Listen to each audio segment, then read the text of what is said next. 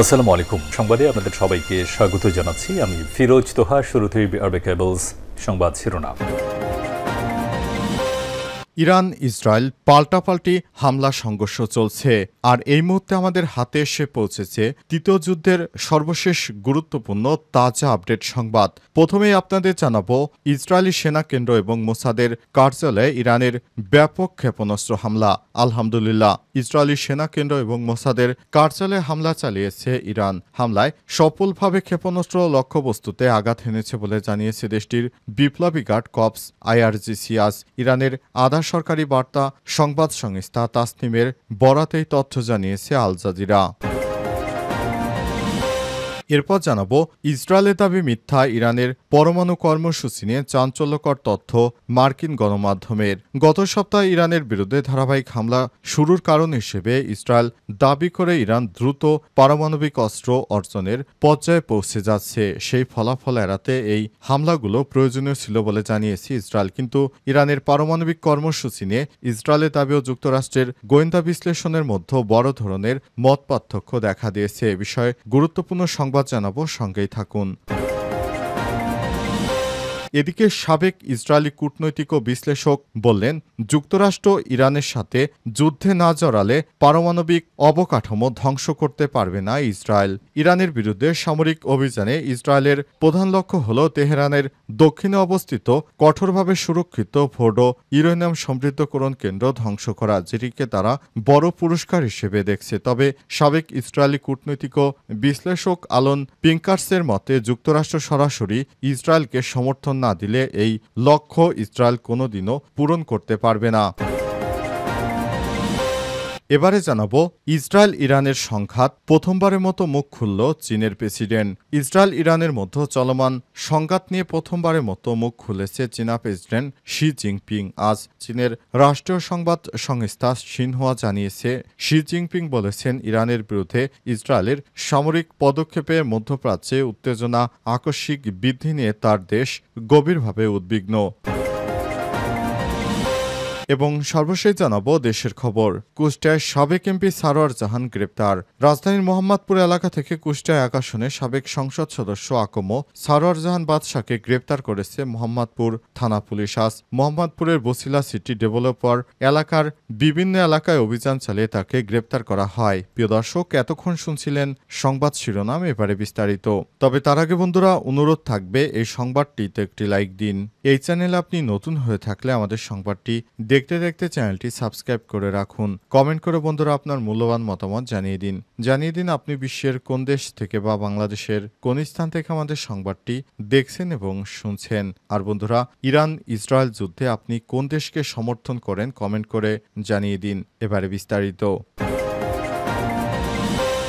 Israeli সেনা কেন্দ্র এবং মোসাদের কার্যালয়ে ইরানের ব্যাপক ক্ষেপণাস্ত্র হামলা।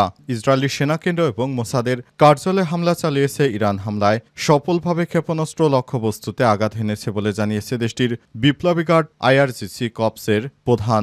মঙ্গলবার ইরানের আধা সরকারি সংবাদ সংস্থা তাসনিমের বরাতেই তথ্য জানিয়েছে আল জাজিরা।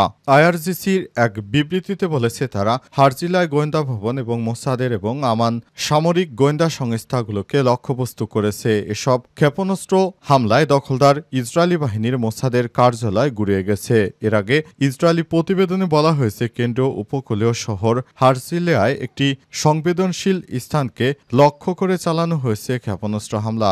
অঞ্চলটিতে বাসে আগুন লাগার দৃশ্য দেখার পাশাপাশি বৃহত্তম তেল আবিব অঞ্চলে এবং হারজিলিয়াতে সরাসরি আঘাতের খবর পাওয়া গেছে বলে জানিয়েছে আল জাজিরার প্রতিবেদক। এদিকে হারজিলিয়ার ছবি এবং ভিডিও সংবেদনশীল হয়, এগুলো প্রকাশ নিষিদ্ধ করেছে ইসরায়েলি বাহিনী। ইসরায়েলের পক্ষ থেকে ইরানের দাবির কোনো উত্তর দেওয়া হয়নি, তাই তথ্য যাচাই করা কঠিন হয়ে পড়েছে বলে প্রতিবেদনে উল্লেখ করা হয়েছে। ইসরায়েলে ইরান থেকে নিক্ষেপ করা ব্যালিস্টিক ক্ষেপণাস্ত্রের শেষ আঘাতে আশ্রয় কেন্দ্রে পৌঁছানোর চেষ্টা করার সময় ৫ জন আহত হওয়ার খবর পাওয়া গেছে। দখলদার ইসরায়েলি বাহিনীকে এবার ব্যাপক হারে শিক্ষা দিতে শুরু করেছে ইরান।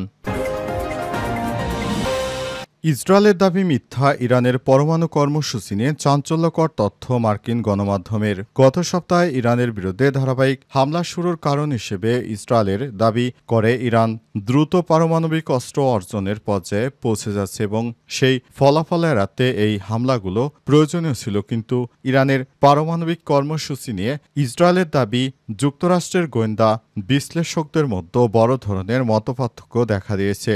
যুক্তরাষ্ট্রের গোয়েন্দা বিশ্লেষকরা বলছেন ইরান এখনও পারমাণবিক বোমা বানানোর সক্ষমতা অর্জন থেকে অন্তত ৩ বছর দূরে রয়েছে। ৪টি স্বতন্ত্র সূত্রের বরাতে মার্কিন সংবাদ মাধ্যম সিএনএন জানিয়েছে ইরান এখনও সক্রিয়ভাবে পারমাণবিক অস্ত্র তৈরির পথে নেই, বরং তারা মূলত পারমাণবিক গবেষণা ও জ্বালানি ভিত্তিক কার্যক্রম পরিচালনা করছে।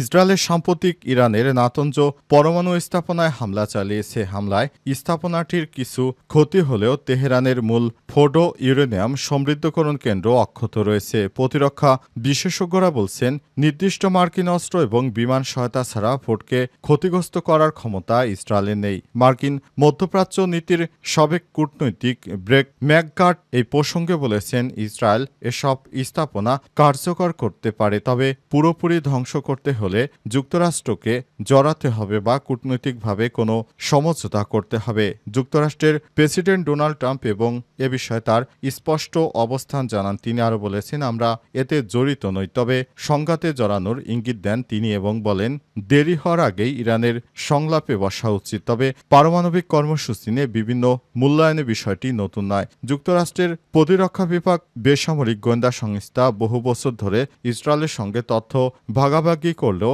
দখলদার ইসরায়েলকে এবার কোনো তথ্য দেয়নি। তারা অনুমানের ভিত্তিতে ইরানে এই হামলা চালিয়েছে বলে জানা গেছে। যুক্তরাষ্ট্র জড়িত না হলে ইরানের পারমাণবিক সামরিক অবকাঠামো ধ্বংস করতে পারবে না ইসরায়েল। সাবেক ইসরায়েলি কূটনৈতিকের বিশ্লেষকের মন্তব্য।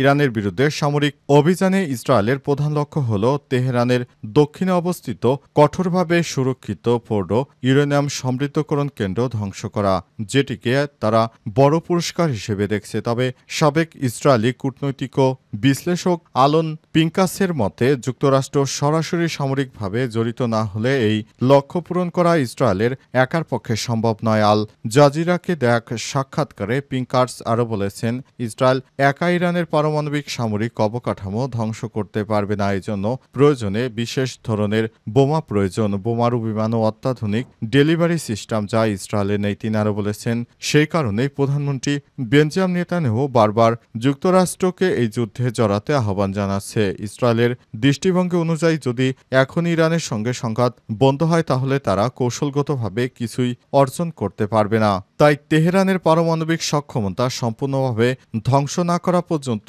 তেল আবিব থামতে রাজি নয়। প্রিঙ্কাস আরও বলেছেন যদি উত্তেজনা প্রশমিত হয় সেটি কেবল যুক্তরাষ্ট্রের মাধ্যমেই হতে হবে। তবে প্রেসিডেন্ট ডোনাল্ড ট্রাম্প প্রতিদিনই পারস্পরিক বিরোধী বার্তা দিচ্ছেন, ফলে তিনি কি সিদ্ধান্ত নেবেন তা এখনও পরিষ্কার নয়। ফোর্ডো ইউরেনিয়াম সমৃদ্ধকরণ কেন্দ্র মাটি ও পর্বতের নিচে অবস্থিত এবং বিমান হামলা প্রতিরোধ উপযোগীভাবে গড়ে তোলা। সেটিকে ধ্বংস করাকে ইসরায়েলি সামরিক পরিকল্পনাকারী বড় পুরস্কার হিসেবে বিবেচনা করছেন। তবে তারা জানেন এটি সহজ কাজ হবে না, তাই দখলদার ইসরায়েলি বাহিনী সেটি ভাঙতে পারছে না। সেটি ভাঙার জন্য তারা সরাসরি মার্কিন যুক্তরাষ্ট্রের উপর নির্ভরশীল।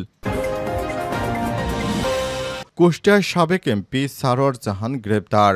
রাজধানীর মোহাম্মদপুর এলাকা থেকে কুষ্টিয়া ১ আসনে সাবেক সংসদ সদস্য আকম সারোয়ার জাহান বাদশাকে গ্রেপ্তার করেছে মোহাম্মদপুর থানা পুলিশ। আজ দুপুর ১টায় মোহাম্মদপুরের বছিলা সিটি ডেভেলপার এলাকায় অভিযান চালিয়ে তাকে গ্রেপ্তার করা হয়েছে। গ্রেপ্তার অভিযানের নেতৃত্ব দেন ডিএমপির তেজগাঁও বিভাগের মোহাম্মদপুর থানার ইনচার্জ তদন্ত হাফিজুর রহমান। তিনি জানান, গোপন সংবাদের ভিত্তিতে মোহাম্মদপুরের বছিলা সিটি ডেভেলপার এলাকায় অভিযান চালিয়ে পলাতক এই সংসদ সদস্যকে গ্রেপ্তার করা হয়েছে।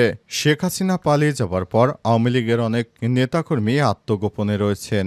এরই ধারাবাহিকতায় দীর্ঘ প্রায় ১ বছর ধরে আত্মগোপনে থাকার পর অনেকেই এখন খোলস পাল্টে বাইরে বেরিয়ে আসার চেষ্টা করছে। তবে বাইরে বেরিয়ে আসার পরই তাদেরকে বিভিন্নভাবে আইনশৃঙ্খলা রক্ষাকারী বাহিনীর সদস্যরা গ্রেপ্তার শুরু করেছে। দখলদার আওয়ামী লীগের নেতাকর্মীদেরকে একে একে তাদেরকে গ্রেপ্তার করা হচ্ছে। বলা হচ্ছে তারা বিভিন্নভাবে বিভিন্ন সময় বিভিন্ন স্থাপনা অবৈধভাবে দখলদারি করে সেগুলো বালুমহল সহ বিভিন্ন টেম্পো স্ট্যান্ড থেকে শুরু করে বিভিন্ন মহল তারা দখল করে রেখেছিল অবৈধ ইহুদিবাদী ইসরায়েলের মতো। কিন্তু এখন অনেকেই সেখান থেকে শেখ হাসিনা পালিয়ে যাওয়ার পর পালায়, কিন্তু দীর্ঘদিন সেখানে আবার কোনো প্রতিপক্ষ না আসায় অনেকেই এখন খোলস ছেড়ে বাইরে বেরিয়ে আসার চেষ্টা করছে। আর আইন শৃঙ্খলা রক্ষাকারী বাহিনীরা ওৎ পেতে আছে তাদেরকে ধরার জন্য।